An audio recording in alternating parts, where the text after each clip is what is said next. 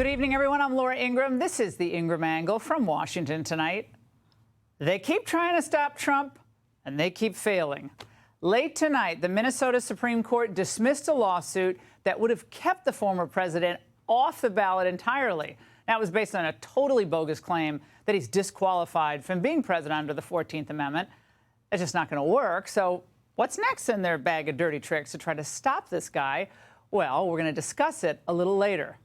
But first, what happened and what's next? That's the focus of tonight's angle.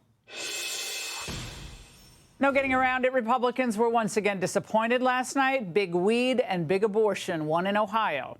The GOP lost its dream of taking control of the Virginia State House, and the incumbent Democrat in Kentucky, Andy Beshear, he won.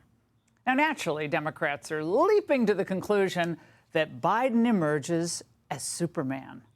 It was a significant victory for Democrats, and it couldn't come at a better time for them, as there is tremendous anxiety about President Biden's bid for re-election. Last night is indicative that the coalitions are actually strong. Boom. Once again, Joe Biden's underestimated.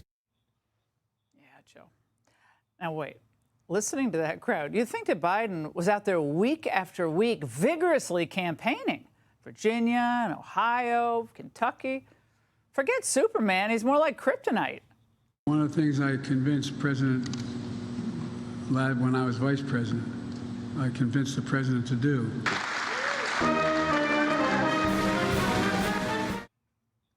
That's the Amtrak behind him. Now, in a Washington Post poll, Biden's approval in Virginia is at a lame 43%. Meanwhile, in the same survey, Republican Governor Glenn Youngkin's approval is at 54%. Also, there were some genuinely positive trends for the GOP in Virginia. Republicans won 13 districts that President Biden won in 2020. Republicans won 7 districts where the congressional Democratic candidate won in 2022. And, look, in a state that Biden carried by, 10 points just 3 years ago, Republicans came within just a few thousand votes of winning majorities in both legislative chambers out of roughly 2.3 million votes cast. So, do they wish they did better? Of course. But is it a total disaster? Far from it. And in Kentucky, let's face this, no one was going to beat Beshear. But at one point, polling showed Daniel Cameron down double digits. He came within about, 5 percentage points? It's not bad, given the power of the Beshear family name. Plus, the good news is that all other major statewide offices in Kentucky went big for Republicans. And then there was Mississippi, where Democrats got their hopes up that Elvis Presley's cousin would unseat incumbent conservative Tate Reeves. But they were all shook up because it didn't happen. Reeves won.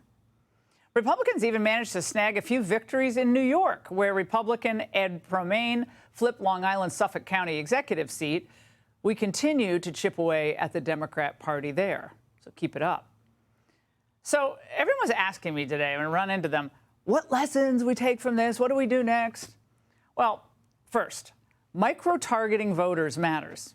Democrats knew that suburbanites in Virginia and Ohio would turn out for the abortion issue, and they were right.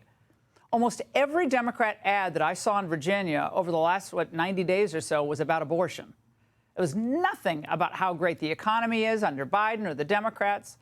So Democrat consultants stuck to that issue because it worked in the midterms. And with abortion front and center, the parental rights issue that worked for Youngkin back in 2021 kind of got drowned out. This time, Democrats were ready. And by Election Day, the issue was no longer about protecting our kids. It was about keeping Nazis off the school board. Again, it's time to recognize that the suburbs are increasingly left-leaning on the cultural issues. Plus, the Democrats are able to outraise, outspend, and better frame these issues than Republicans. And I know now you're hearing this, you're saying, okay, so now what? With these dynamics at play, how can conservatives still win? Well, my answer is, of course they can win. Mostly, last night's results confirm what we've been saying all along. The GOP must continue to harvest voters from where they are for the GOP, which is among working-class, multi-ethnic voters. Right now, we face a coalition of upper-class voters, big business, and far-left culture warriors. That's not changing anytime soon. Look, a few decades ago, certainly back in the 80s, it wasn't this way. Businesses weren't, they were anti-Soviet, and they were far more pro-American than pro-globalization. The left was pretty much relegated to college campuses and a few places like San Francisco, Greenwich Village, and so forth.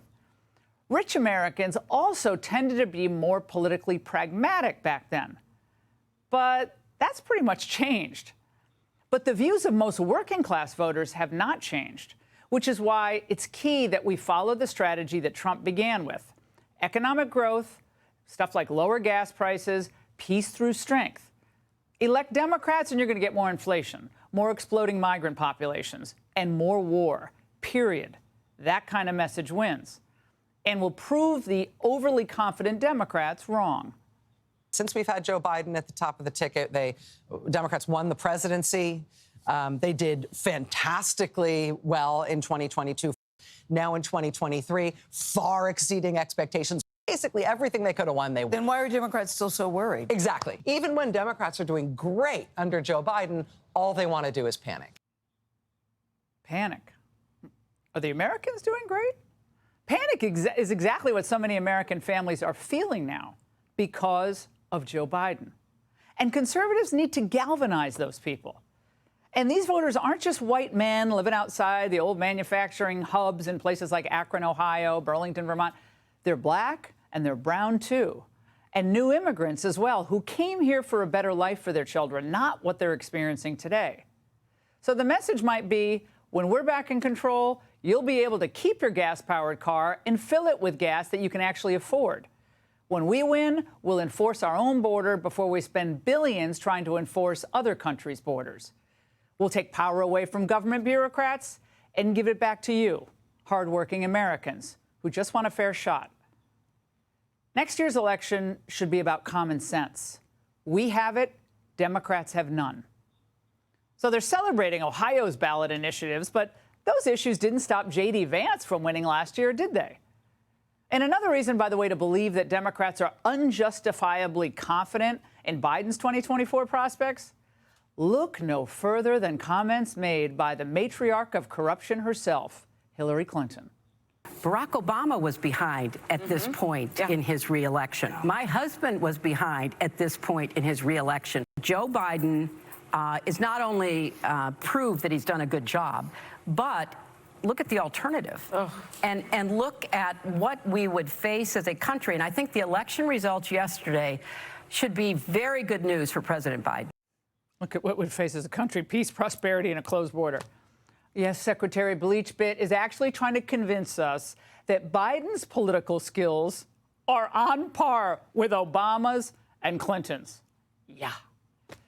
The fact is, beyond the Republicans being outmaneuvered on the social issues, they were outspent in all of these races as well. So is there a plan? I mean, does anyone have a plan for how to turn that around in 2024? It does not seem like it. And the other point is, as always, the media was egregiously pro-abortion and pro-marijuana in its coverage. Obviously, we know that's not going to change. So again, we must accept these facts and pivot. We have to build on the success that Trump, DeSantis, Greg Abbott in Texas, and a lot of other great governors have found. Their policies appealed to Republicans and independents and open-minded Democrats, including to Hispanics and even more African-American men. So is next year going to be an uphill battle? I'm not trying to shy away from that. It is. But Republicans can win. After all, they control about half of the country, and their policies make life better for working people. Why else would 76% of the country on the Monday poll just released by the New York Times say we're going in the wrong direction? And that's The Angle. Hey, Sean Hannity here. Hey, click here to subscribe to Fox News YouTube page and catch our hottest interviews and most compelling analysis. You will not get it anywhere else.